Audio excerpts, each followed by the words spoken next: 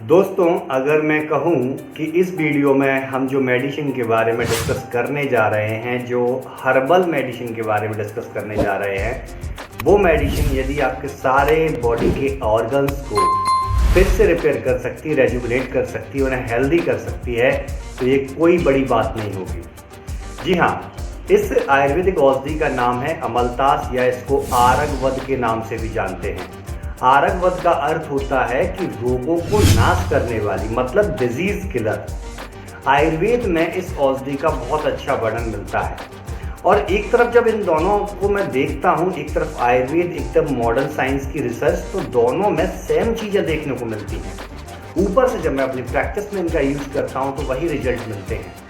कितनी आश्चर्य की बात है कि आज जिन चीज़ों पर रिसर्च हो रही है वो हमारे शास्त्रों में बहुत पहले लिखी जा चुकी है।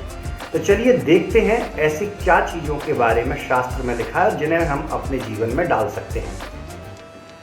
दोस्तों, आरगवद प्लांट का नाम होता है केसिया फिस्टुला। इसको चतुरंगल भी बोला गया है और ये एक बड़ा वृक्ष होता है। उस वृक्ष के ऊपर गोल्डन यानी सुनहरे कलर के फूल भी होते हैं, जो मार्च और अप्रैल में लगभग इसकी पत्तियां झड़ जाती हैं। अब इसके मेडिसिनल यूज के रूप में क्या पार्ट हम यूज करते हैं? इसकी पत्तियों का उपयोग कर सकते हैं। इसके फल मज्जा यानी बीच में जो इसके सीड के भी बीच में जो होता है उसका उपयोग हम कर सकते हैं, और साथ में इसके फूलों का भी उपयोग, और इसकी छाल का, इसकी जड़ का। मतलब देखिए कि सारे पार्ट्स इसके बहुत ज़्यादा इम्पोर्टेंट हैं। अब यहाँ पर मैं बात करूँगा एक एक सिस्टम को लेकर के। जब रेस्पिरेटरी सिस्टम की बात आती है तो अस्थमा जैसी कंडीशन में दोस्तों इसके फूल का जो होता है उसका क्वाथ बना करके पिलाया जाता है, या उसका अवले यानी पेस्ट जैसा, च्यवनप्राश जैसा बना करके दिया जाता है। तो ये एक्सपेक्टोरेंट की तरह काम करता है, यानी कफ को बाहर निकालता है।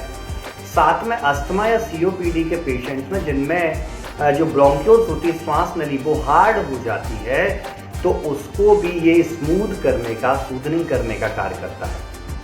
अब यहाँ पर हम कॉन्स्टिपेशन की तरफ चलें तो आरगवद को बेस्ट माइल्ड परगेटिव बोला गया है। मतलब ये मल को बना करके अच्छे से पास कराने का काम करता है। इसकी फल मज्जा का ये काम होता है, उसके लिए इसका पाउडर भी आता है। अब यहाँ पर हम जॉइंट पेन की बात करें, जैसे हमारे जोड़ों में दर्द हुआ, गाउट है, ऑस्टियोआर्थराइटिस है, रूमेटॉइड आर्थराइटिस है, ऐसी डिजीज़ों में इसकी पत्ती का और फल मज्जा का, दोनों का मिक्स करके लेप लगाया जाता है।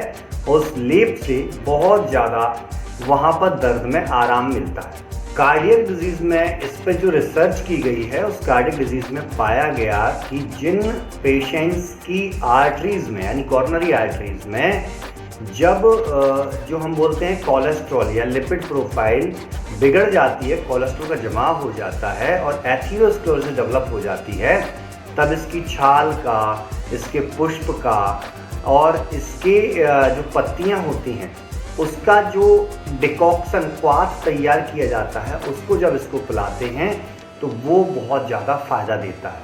आरगवदारिस्ट के रूप में भी ये मार्केट में मिलता है।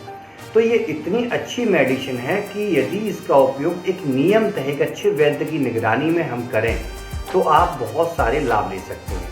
अब जो पेशेंट्स होते हैं जिनको ल्यूकोडर्मा की शिकायत होती है, या स्किन रिलेटेड डिसऑर्डर होता है, सोरियासिस है या एक्जिमा है, उसमें इसकी छाल, इसकी जड़ और पत्तियों को, तीनों को मिक्स करके जब लेप लगाया जाता है तो यकीन मानिए दोस्तों कि उन डिजीज़ में भी ये चमत्कारिक असर दिखाते हैं।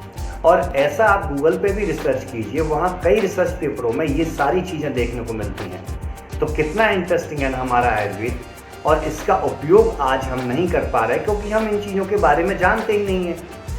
और जब आपको यदि इन चीज़ों के बारे में और आयुर्वेद के छुपे हुए रहस्यों के बारे में जानना है तो इस चैनल को सब्सक्राइब कीजिए और इस वीडियो को बहुत सारे लोगों तक शेयर कीजिए ताकि उन्हें भी इसका लाभ मिल सके। मैं डॉक्टर शरण शर्मा आपसे विदा लेता हूँ, तब तक के लिए धन्यवाद।